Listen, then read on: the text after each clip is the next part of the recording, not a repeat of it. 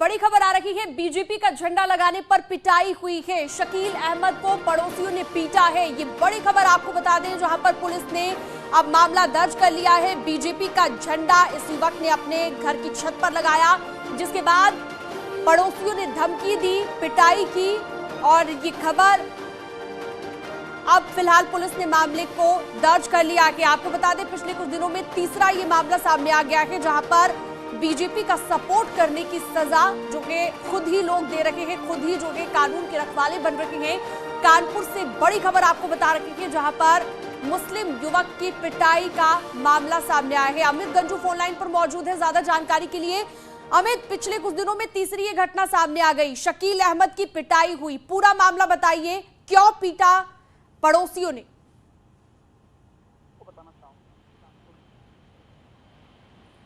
अमित, आपको आवाज मिल रही है? जी, मुझे आवाज आपकी मिल रही है। जी अमित, ये जो मुस्लिम युवक की पिटाई की गई है घर की छत पर बीजेपी का झंडा लगाने पर, क्या वजह है इसके पीछे? पूरा मामला विस्तार से बताइए।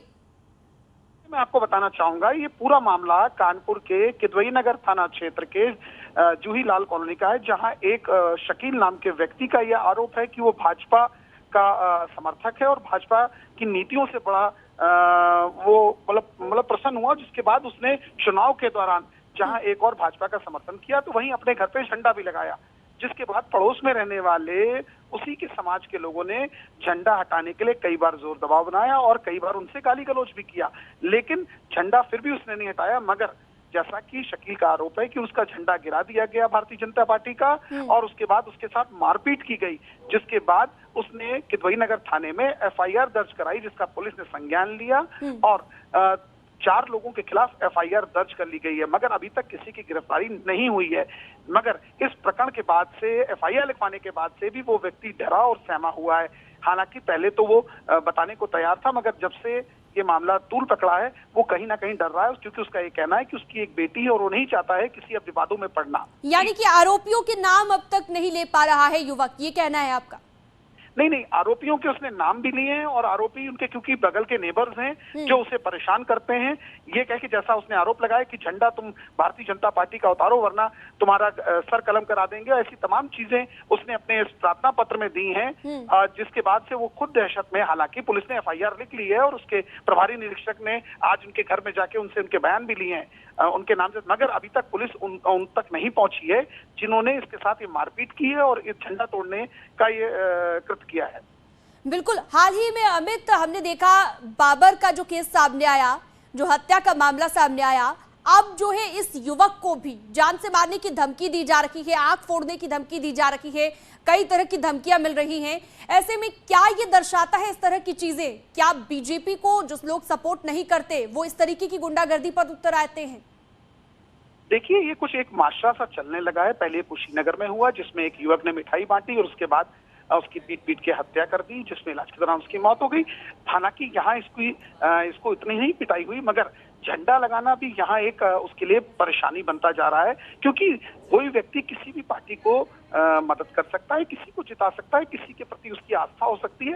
इस व्यक्ति का कहना है कि भारतीय जनता पार्टी की नीतियों से मैं प्रभावित था, इसीलिए मैंने चुनाव के दौरान नहीं, चुनाव से पूर्व ही अपने घर पे झंडा लगाया, जहां से लोग मुझसे बुराई मानने लगे और खासकर मुस्लिम समाज के लोग जो उसके अगल बगल रहते हैं और खासकर उसके नेबर 2 वो परिवार जिन्होंने झंडा लगाने से लेके अब तक कई बार कारण ढूंढे कि उससे झगड़ा हो सके।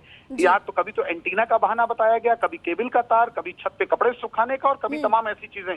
मगर ये मामला तब और ज्यादा तूल पकड़ गया जब अब से 3 दिन पूर्व में जब उसने अपने छत पे चढ़ा और पड़ोसियों ने भारतीय जनता पार्टी का झंडा तोड़ के नीचे फेंक दिया, जिससे उसका परिवार आहत हुआ, क्योंकि कहीं ना कहीं उसका ये कहना है कि वो लोग दबंग हैं, उन्होंने मेरी आंख फोड़ने और गर्दन तोड़ने और सर कलम कराने तक की बात कही है, जिसके बाद से वो पूरी रात सोया नहीं और दूसरे दिन उसने पुलिस को एप्लीकेशन दी है, जिसके बाद पुलिस ने एफआईआर दर्ज की है। अमित, पुलिस ने एफआईआर दर्ज की है, क्या इस मामले को लेकर अभी कोई किस तरह की कार्रवाई पुलिस ने की है? क्या आरोपी तक पहुंचने की कोशिश की गई? देखिए, मैं आपको बताना चाहूंगा कि डीसीपी साउथ रवीना त्यागी से न्यूज 18 ने बात भी की। उन्होंने कहा इसमें एफआईआर दर्ज कर ली गई है और पुलिस अपना काम कर रही है और अपने बयानों के आधार पर, साक्ष्यों के आधार पर कार्रवाई करेगी। दोषी बख्शे नहीं जाएंगे, क्योंकि कोई भी व्यक्ति अपने हाथ में कानून नहीं लेगा। इस बात को उन्होंने कहा है कि हम इंश्योर करते हैं और इनकी सुरक्षा। बहुत शुक्रिया आपका इस तमाम जानकारी के लिए। इसी बीच एक बड़ी खबर मिल रही है, प्रधानमंत्री मोदी के नाम से धमकी भरा ईमेल आया है। ये बड़ी खबर हम आपको बता दें, प्रधानमंत्री नरेंद्र मोदी के नाम से धमकी भरा ईमेल आया है। सूत्रों के हवाले से ये बड़ी खबर, केंद्रीय जांच एजेंसी एनआईए की ओर से मुंबई ब्रांच को धमकी भरा ईमेल मिला है। मामले की गंभीरता को देखते हुए जांच एजेंसी एनआईए और खुफिया एजेंसी मामले की तफ्तीश में जुट गई है। ईमेल भेजने वाले आईपी एड्रेस समेत अन्य जानकारियों को खंगालने में अब एजेंसी जुट गई है।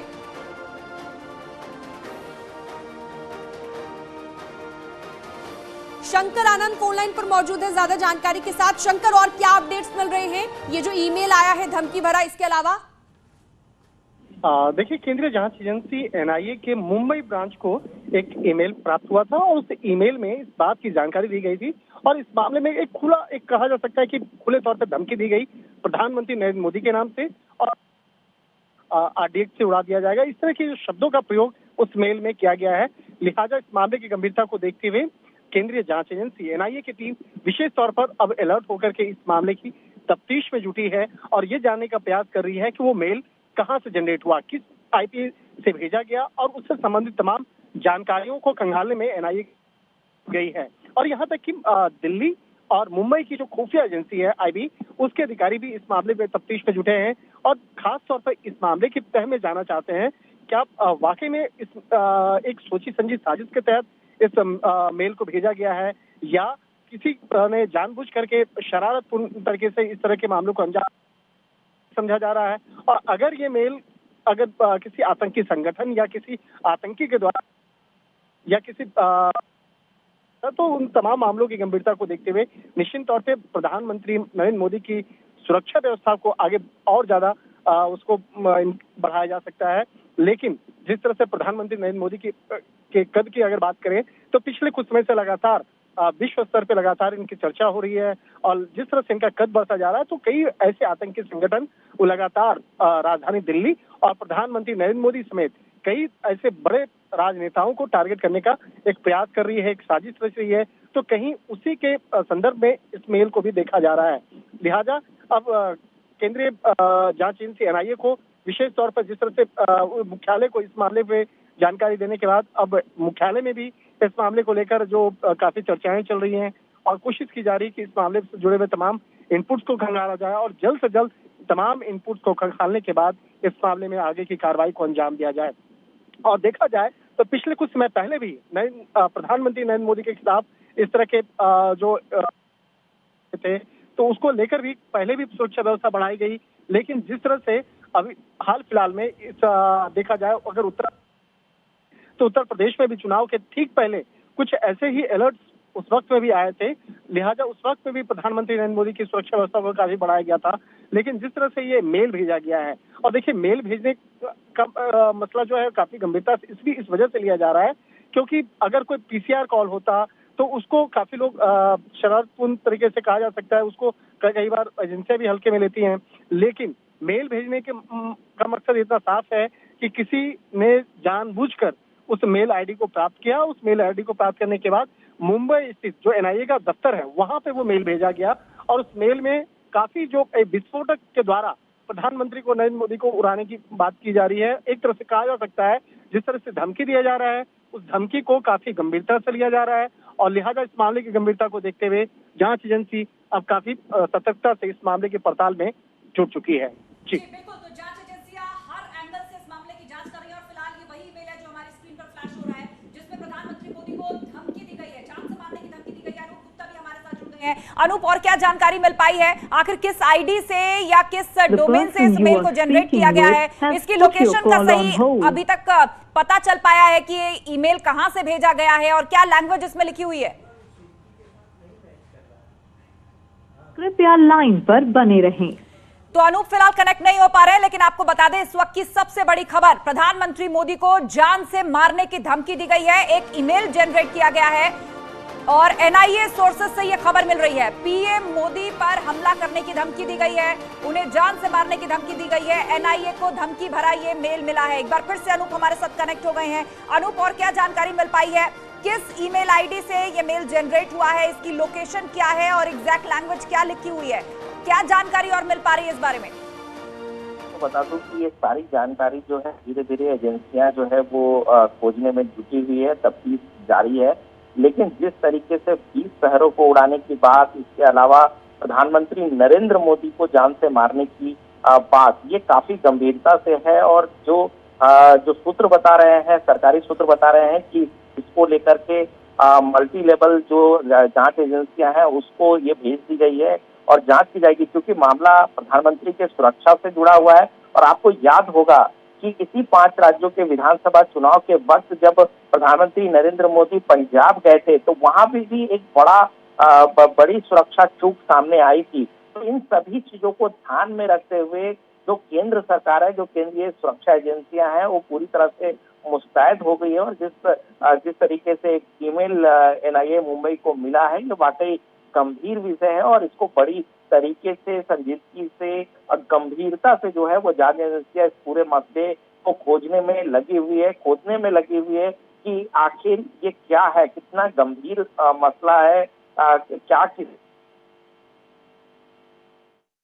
जी बिल्कुल, काफी गंभीर मसला है और अब सुरक्षा एजेंसी भी लगातार अलर्ट हो गई है। पीएम मोदी को जान से मारने की धमकी मिली है, इस ईमेल के बारे में लगातार हम बात कर रहे हैं और अनूप भी लगातार हमारे साथ जुड़े हुए हैं। अनूप, अब सुरक्षा को लेकर जाहिर तौर पर अलर्ट होना होगा, क्योंकि इस तरीके से एक धमकी भरा ईमेल आना क्या दर्शाता है और काफी गंभीर ये मसला अब हो गया है। देखिए, पहली मर्तबा नहीं है जब इस तरह के मामले सामने आए हैं। प्रधानमंत्री नरेंद्र मोदी के हत्या को लेकर के कई बार मामले सामने आते रहे हैं, जिस बात का जिक्र हम इससे पहले भी कर रहे थे कि जिस तरह से जो 5 राज्यों के विधानसभा चुनाव है वहां पर भी पंजाब में जिस तरह की सुरक्षा का मसला जो है वो चूक का मसला सामने आया था। ये काफी गंभीर विषय कह सकते हैं और खास तौर पर अगर प्रधानमंत्री नरेंद्र मोदी के हत्या या नरेंद्र मोदी, पूर्व में ऐसी घटनाएं हो भी चुकी हैं जहां एकदम से परिस्थिति ऐसी बनी कि प्रधानमंत्री मोदी की सुरक्षा जो थी वो कॉम्प्रोमाइज नजर आई और अब बाकायदा एक ईमेल जनरेट करके उन्हें जान से मारने की धमकी दी गई है। पूरी एजेंसी आज चौकस है और इस मामले की छानबीन की जा रही है। शुक्रिया जानकारी के लिए। आप नजर बनाए रखिए, इस खबर से जुड़ी अपडेट आगे भी आप तक पहुंचाएंगे। फिलहाल एक ब्रेक का वक्त हो चला है।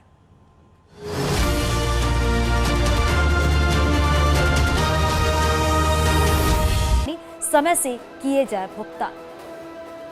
लखनऊ में सरकारी अफसरों की दफ्तर में उपस्थिति होगी चेक। मुख्य सचिव दुर्गा शंकर मिश्रा ने सभी प्रमुख सचिवों को दिया निर्देश, लेट करने पर होगी कार्रवाई।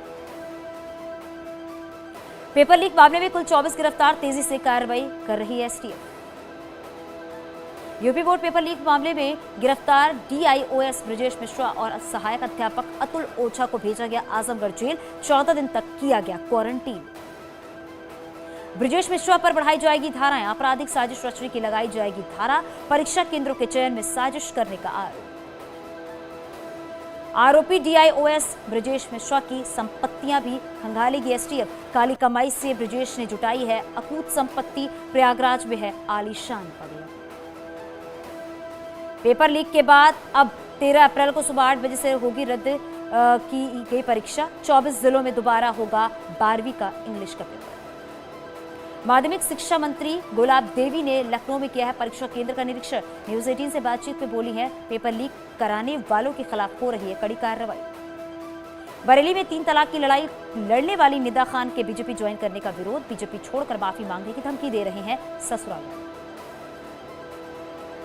निदा खान की तहरीर पर बरादरी थाने में पति समेत 8 लोगों पर एफआईआर दर्ज। धमकी देने और मारपीट का मामला दर्ज, जानलेवा हमला करने का भी आरोप।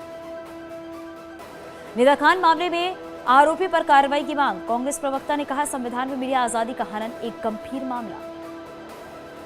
बरेली में निदा खान के साथ मारपीट और कुशीनगर की घटना का अल्पसंख्यक आयोग ने पुलिस महानिदेशक को लिखा पत्र, जल्द कार्रवाई की मांग की। पूर्व विधायक ब्रजेश प्रजापति को बांदा विकास प्राधिकरण का नोटिस। बिना नक्शा बनवाए 3 मंजिला इमारत का मामला, उचित जवाब न मिलने पर चलेगा बुलडोजर। लखनऊ कोर्ट में मुख्तार की पेशी की खबर लीक होने का मामला। डीआईजी जेल प्रयागराज संजीव त्रिपाठी करेंगे जांच। 1 हफ्ते के अंदर सौंपनी होगी रिपोर्ट। मनी लॉन्ड्रिंग मामले में मुख्तार के बेटों उमर और अब्बास पर भी एक्शन की तैयारी। पूछताछ के लिए ईडी भेजेगा नोटिस। 2021 में दर्ज की गई थी एफआईआर। स्वास्थ्य मंत्री ब्रजेश पाठक ने किया है लखनऊ के सिविल अस्पताल का दौरा, मरीजों से मिलकर जाना हाल और चाल। लखनऊ में बन रहे किसान पथ का डीएम अभिषेक प्रकाश ने लिया है जायजा, काम में तेजी लाने के निर्देश दिए। वाराणसी से वैष्णो देवी के लिए हवाई मार्ग शुरू, इंडिगो ने भरी पहली उड़ान, श्रद्धालुओं को गुलाब का फूल देकर किया गया स्वागत। राम मंदिर की चबूतरा का निर्माण करीब करीब पूरा, मंदिर ट्रस्ट ने दी है जानकारी। चबूतरा बनाने में हो रहा है सोनभद्र के बलुआ पत्थरों का इस्तेमाल। जौनपुर पहुंचे योगी सरकार के राज्य मंत्री गिरीश चंद्र यादव का जोरदार स्वागत, कहा ईमानदारी से काम कर रही है सरकार। उत्तराखंड में महंगी हुई है बिजली, घरेलू बिजली में 15 पैसे यूनिट।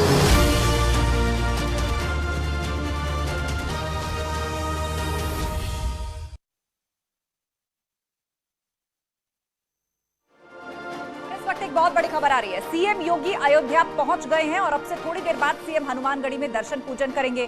उसके बाद योगी आदित्यनाथ रामलला के दर्शन करेंगे। आपको बता दें कि तमाम जिलों का दौरा शुरू हो चुका है। चुनाव के बाद एक एक करके सभी जिलों के दौरे पर जाएंगे और इसी कड़ी में अयोध्या पहुंचे हैं मुख्यमंत्री योगी आदित्यनाथ। आज अयोध्या का भी दौरा उनको करना है और थोड़ी देर बाद वो हनुमानगढ़ी जाएंगे, वहां पर दर्शन पूजन करेंगे और उसके बाद करेंगे रामलला के दर्शन। चुनाव उपरांत सभी जनपदों का दौरा शुरू कर चुके हैं मुख्यमंत्री योगी आदित्यनाथ और अयोध्या पहुंच गए हैं। इस वक्त की बड़ी अपडेट उनके दौरे से जुड़ी हुई, यहां से सीधा वो हनुमानगढ़ी जाएंगे। जब भी अयोध्या जाते हैं हमेशा हनुमानगढ़ी और रामलला के दर्शन जरूर करते हैं, तो लिहाजा इस बार भी प्रशासनिक बैठकों से पहले, पार्टी से संबंधित सियासी बैठकों से पहले हनुमानगढ़ी में दर्शन पूजन और उसके बाद रामलला के दर्शन करेंगे मुख्यमंत्री योगी आदित्यनाथ। तो बड़ी खबर इस वक्त, चुनाव जीतने के बाद ये पहला दौरा और उसकी शुरुआत अयोध्या से। अयोध्या पहुंच चुके हैं मुख्यमंत्री योगी आदित्यनाथ और अब ये सिलसिला आगे भी बढ़ेगा। एक एक करके सभी जनपदों के दौरे भी मुख्यमंत्री को करने हैं, लेकिन आज चुनाव जीतने के बाद पहली बार अयोध्या पहुंचे हैं सीएम योगी आदित्यनाथ। रामनवमी मेले की समीक्षा करेंगे यहां पर सीएम योगी। जो रामनवमी मेला यहां पर लगता है, कुछ महत्वपूर्ण बैठकें भी उनकी अयोध्या में होने जा रही हैं। राजीव हमारे साथ लाइव जुड़ गए हैं, इस दौरे पर नजर बनाए हुए हैं। राजीव, चुनाव जीतने के बाद पहली बार अयोध्या पहुंचे मुख्यमंत्री योगी आदित्यनाथ, रामनवमी मेले की तैयारियां कैसी हैं उसका जायजा लेंगे। इसके अलावा और कौन से महत्वपूर्ण कार्यक्रम अयोध्या में रखे गए हैं?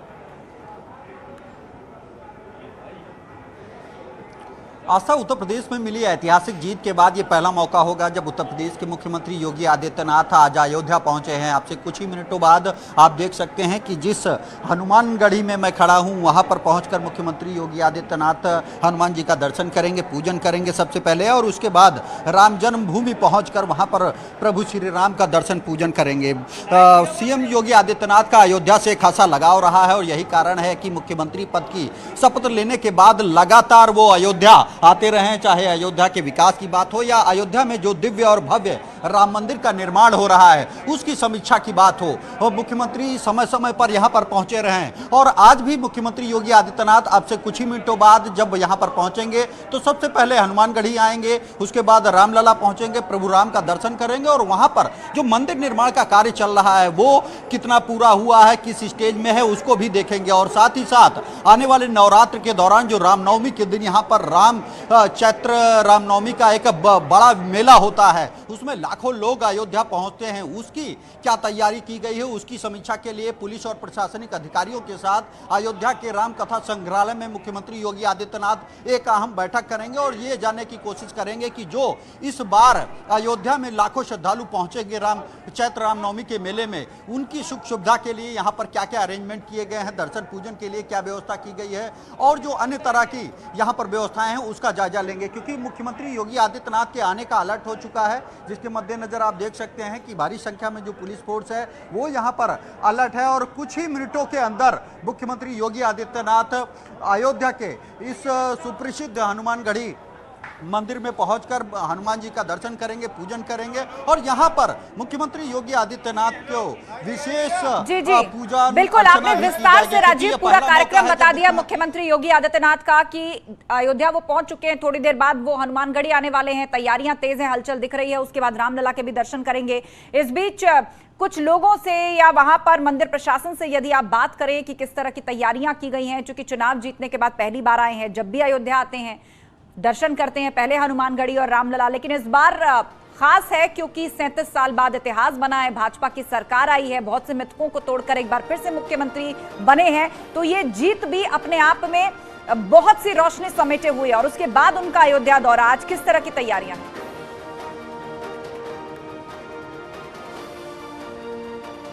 आप देख सकते हैं कि इस वक्त काफी दिव्यता और भव्यता के साथ यहाँ पर तैयारी की गई है। यहाँ पर मुख्यमंत्री योगी आदित्यनाथ पहुंच रहे हैं और खासकर मुख्यमंत्री योगी आदित्यनाथ के यहाँ पर जो साधु संत हैं वो आप देख रहे हैं कि मुख्यमंत्री योगी आदित्यनाथ वो अयोध्या